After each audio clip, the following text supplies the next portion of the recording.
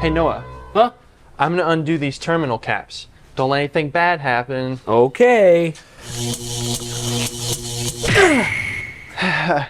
Shoot dang. That was close. Thank you, Borther, you save. Yeah, no problem. Hey guys! Hey guys! Welcome back to our Grid Engine channel. What we're going to be doing today is diagnosing battery drop of any kind. We're gonna use our Blazer as an example, and it's got a pretty big one. The current battery in there has 0.6 volts, and it wouldn't even take a charge. So that's pretty sick. So we got a new one. We gotta start by putting it in so we can pull the Blazer in a freaking garage.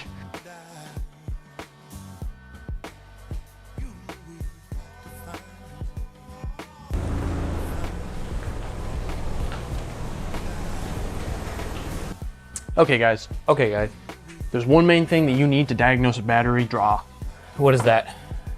A multimeter. A multimeter. That's it, baby. That's it. And maybe some alligator clamps. You want some little alligator fellas? Those will help. We're gonna start out by figuring out if we have a draw, even though I know we do. So what you need to do is disconnect your positive battery terminal.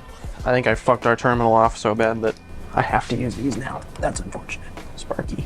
Damn. Got hot so fast. Yeah. Ugh, yuck. What you need is your multimeter frame, and essentially what you're going to be doing is connecting one test lead to the battery and the other test lead to the positive terminal. Usually on most multimeters, you're going to have to change your red lead from this one that supports almost every function over to this one, which says it supports only the 10 amp. That's because this is a fused connection, which means that if a surge of power happens, it'll pop a fuse inside your multimeter to save it. Really cheap ones from Harbor Freight, you can't replace the fuse, but the multimeters themselves are like $5, so just buy two or something, I don't know. And then you're gonna go to 10 amp, okay? Now what this is doing is it's measuring how much amperage is going through the multimeter, through these two different test leads. Anything above 0.02 amps is too much. That's a draw that will drain your battery over a certain amount of time. And I suspect that ours is serious because if you leave it for like 2 days without being driven, it's toast. Toast. I'm going to use these little alligator clamps. Nom. All right guys, check this out. So on most cars, you can just connect like gator clips like this to a piece of the positive terminal and then clip one on to the actual positive post. What we had to do, because ours is a Chevy and Chevys are really cool. You see how we just have that lead kind of crammed in there? The actual terminal is the piece that the red rubber is wrapped around. It will not work if you clip something onto the bolt that goes through it. It won't get enough contact to actually work.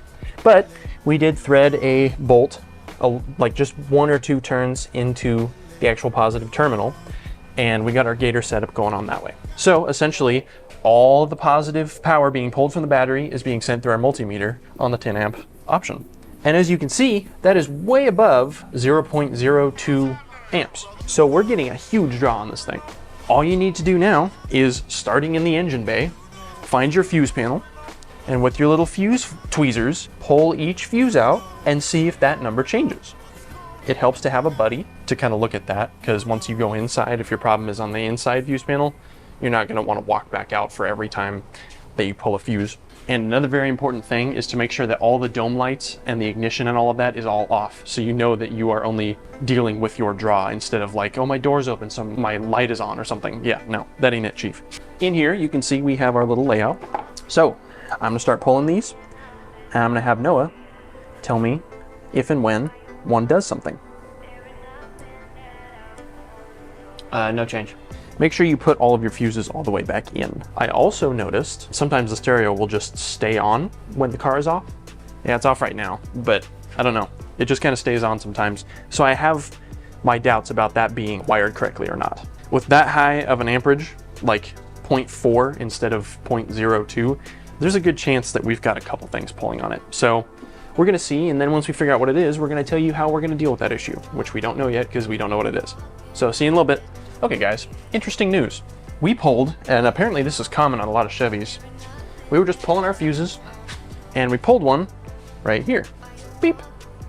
That is the TBC fuse right there. And what does it stand for now? Truck body computer. Which in other words is the body control module. Now, that doesn't mean our body control module is bad. However, What it does mean is that the power is coming from something that the body control module sends power to. That means we need to turn our attention to something inside the cab, which is good news.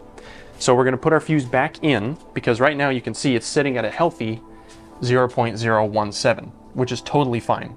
That will not drain your battery. That is a normal amount of draw just to keep the ECU awake enough to remember how the car should run. Put this little feller back in. Now our body control module has power again. Damn! Ooh, we're up to an amp, brother. I have a couple different suspects. One is that stereo I talked about, but number two is the lights on the visor mirrors, because both of the covers are held on by rubber bands, and one of the rubber bands snapped.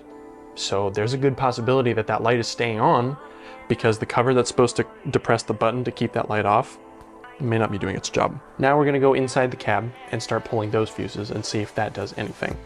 This part's gonna be kind of boring because Noah's gonna be out here watching this and I'm gonna be inside pulling fuses. So I'll show you where the fuse panel is on this vehicle in case that's what you're working on. But if you're not working on a Blazer, just look it up. You'll find your fuse panel fairly easily. A lot of them are in the same spot as this one, which is in this area. They like to put them here. All the dome lights are off, so it's possible that we won't get an extra draw, but we are gonna test real quick. Noah, can you go look at the thing? Yep. And I'm gonna close the door and see if it changes anything. No. All right, guys, I'm gonna start pulling these fuses and Noah's gonna give me the lowdown if something goes nuts. All right, guys, we found something. It dropped us down to 0.8 instead of 1.7 or whatever. And the one we found was CTSY space LP, which stands for courtesy lamp. And now none of the interior lights work.